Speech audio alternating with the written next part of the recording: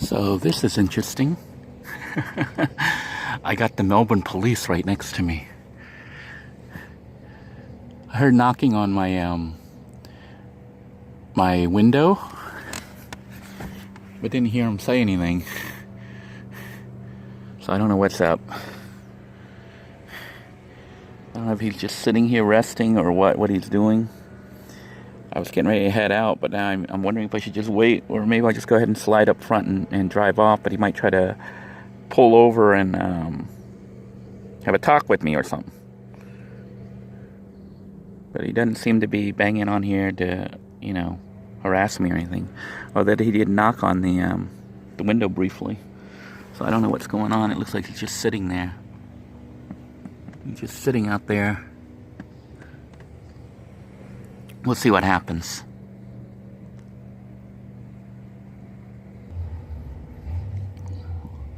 Well, it looks like he just moved himself to the end right there of the pier. The police officer did. I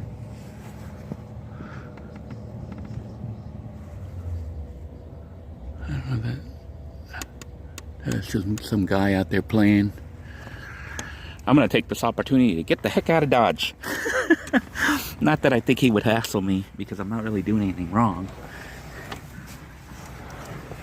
But yeah, the police car is right over there. He was parked right next to me, and he did knock on the window, but I didn't answer. So then he didn't stand there and demand me to open. I guess he went back into his car because it's kind of cool outside. But I am going to go ahead and head out and run my errands. Try to see if I can't get a mechanic to look at Little Blue 2. She's been having some issues with the, I think it's the brakes. I'm not sure. Or the rear wheels. It's making like a wah, wah, wah, wah grinding sound while I drive. So I'm going to go ahead and head out.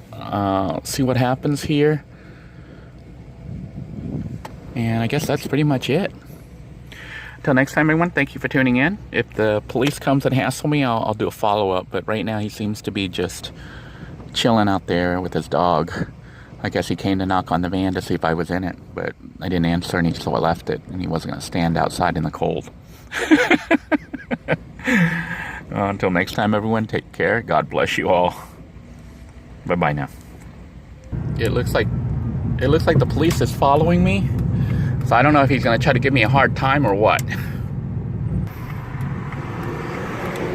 Alright, it would appear the cop in question is a fan of living in a van. Yeah. So I'm going to try to pull over here at a park. Maybe I'll go over to Ballard Park or something out of the way and talk to the cop. Maybe he can explain, maybe we can get some detailed information about what cops think of van dwellers and how to behave, because I don't know if you can see him here behind me on my rear view mirror, but he is right behind me. He did pull over, he knocked and wasn't aggressive or anything, gave a slight knock, then just went and I guess sat in his vehicle waiting for me to wake up. But I woke up and tried to quietly sneak out, and I guess he was watching me and decided to follow me. And so we're gonna go ahead and do a little feature. I guess I don't know if he's gonna give me a little interview and maybe talk to you guys a little bit about safety and what cops think of van dwellers and stuff, so you can hear it directly from the cop's mouth, you know, what the legalities are and how to behave, what his recommendation is for behavior when dealing with the police. So we're going over to Ballard Park because I just thought it'd be cool to be in a park environment versus pulling over in a parking lot somewhere and having people freak out. And I thought it'd be a lot more scenic. I think he decided to pull up alongside me before I left his jurisdiction. He's Melbourne Police Department, and you know, I was getting ready to head out and hit West Melbourne, which would put me out of his jurisdiction. But he seems to be friendly because he pulled up and waved at me and said, "What's up, living in a van?" So at that point I knew he's one of the people who watch me. So, you know, it'll be pretty neat to get an actual interview with a cop and see what he thinks of van dwellers. Okay, as you see, we've been pulled over by Melbourne West Police Department. And it is Officer Rodriguez. Hello, sir. How you doing? Hi, we're gonna come back here behind the vehicle here to block the wind. Right. Yeah, your name is Officer Rodriguez? Yes, sir. How did you end up pulling me over here? I followed you over. Very respectfully, not freaking me out, right? Right. Yeah. No, I noticed your van. You noticed my van? In the van. And I'm a fan. I'm a fan of yours. Yeah, see? Not all cops are jerks. And this one's super cool. Yeah, I had just done the video right before this. I was filming and telling people, you know, what I do and stuff. Right. And I heard your knock. Right. And I was like, what is that? Then I looked over and I was like, hey, it's a cop. It's a K9 unit. But he seems to be just sitting there. I don't know if he was just trying to wake me up or what. And I sat there waiting for you while you were sitting there writing or whatever. Right. Huh, he seems to just be sitting there. He doesn't seem to be harassing me or anything. And I guess he's just sitting here chilling with his dog. Right. Like I said, I happened to notice your van when I pulled into the park. And I see your van. And I recognize your van. I recognize your videos on YouTube. So I surf on YouTube a lot. And so this is how we... And here you're going to be on YouTube. All right. Number one. Yeah. So, you know, I thought it would be cool to do an actual cop interview about living in a van and stuff and what the law is and stuff, because a lot of people out there have a lot of misconceptions and they hear things from van dwellers who tell them, you know, to ignore the cop and behave in a way that I think is actually very dangerous and destructive. I think the first thing you have to remind yourself is that all officers want to go home at night or day. They don't want to get injured. They don't want to get hurt. And for those van dwellers, all they have to be, like yourself, is respectful. Show them the courtesy. If they ask you for ID, give them your ID. They ask you for any other information, give it to them. Don't argue. Just follow the rules, especially when you're at a park. If you're at a park in a public place after hours, then you are in violation.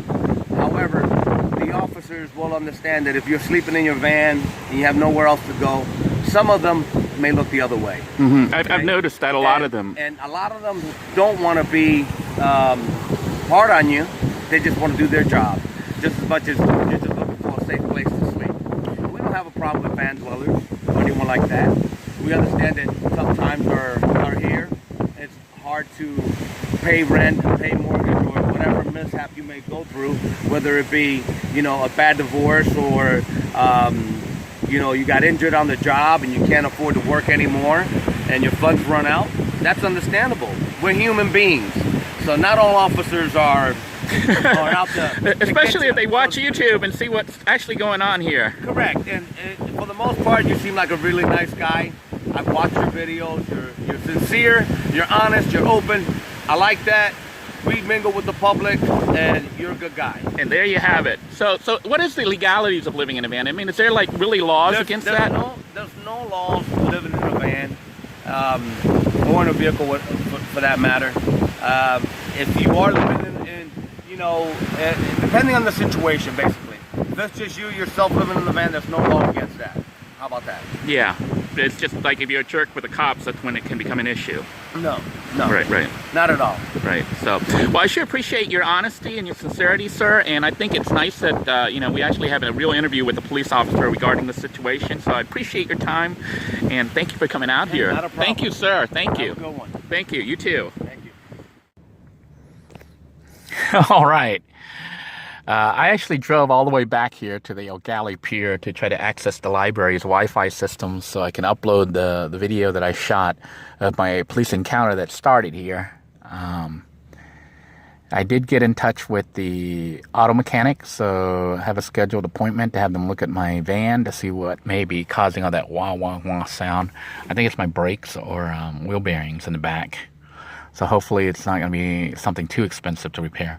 Anyhow, wanted to thank Officer Rodriguez for taking the time to do that brief spur-of-the-moment interview and to fill you guys in on what the law is exactly about living in a van and you know, the cop's perspective and how to handle like police encounters.